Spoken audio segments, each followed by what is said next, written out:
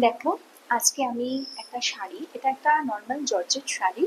তো সেটাকে আমি একটা ব্যাকলেস ব্লাউজের সাথে পরেছি, আর পরে রয়েছে একটা নর্মাল একটা জুয়েলারি।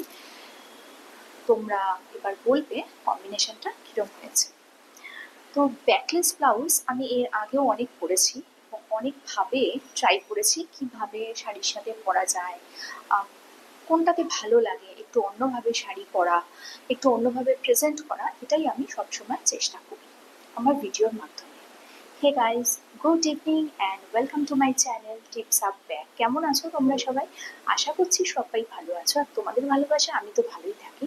তো দেখো, এই যে আমি এই ব্যাকলেসটা পরেছি, এবং ব্যাকলেসটা কিন্তু এর আগেও পরেছি অন্য শাড়ির সাথে অন্যভাবে, কিন্তু আজকে মনে হলো এরকম একটা শিফন শাড়ি, এটা কিন্তু খুব ইজি পরা। আর নিচে যে কোনো প্যান্ট তোমরা জিন্স দিয়েও পরতে পারো, আর এটা কিন্তু ফুল স্লিভ ব্লাউজ দিয়েও পরতে পারো, ভালো লাগবে দেখতে। বা ভি নেকের ব্লাউজ যেটা আছে সেটা দিয়েও পরতে পারো। তো এরকম মনে হলো একটা যদি নর্মাল শাড়ি, মানে এটা কটন দিয়ে কিন্তু ট্রাই করো না, বা তাঁত দিয়ে ট্রাই করো না, তার কারণ একটাই, ফুলে থাকবে, দেখতে ভালো লাগবে না। নর্মাল একটা শিফন শাড়ি বা নর্মাল তোমার যে কোনো জর্জেট হোক, জর্জেট একটু খুলে খুলে যাবে, শিফন হোক বা স্যাটিন হোক বা যে কোনো জর্জেট, একটু যদি মোটা টেক্সচার হয় জর্জেটের, একদম পাতলা জর্জেট হলে খুলে যাবে, জর্জেট যদি একটু মোটা টেক্সচার হয় এরকম টাইপের, তাহলে ইজিলি তোমরা সেটা দিয়ে ট্রাই করতে পারো।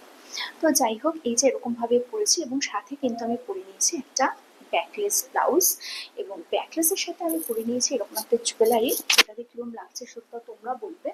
আরেকটা কথা বলি যে এই শাড়ি পরাটা ভীষণ ইজি।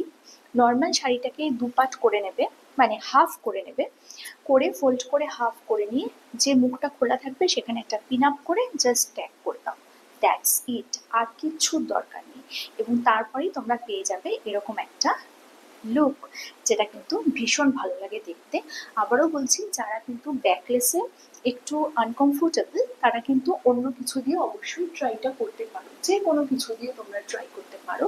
যেমন ধরো, বললাম একটু আগে যে ব্লাউজগুলো, সেগুলো দিয়েও ট্রাই করতে পারো।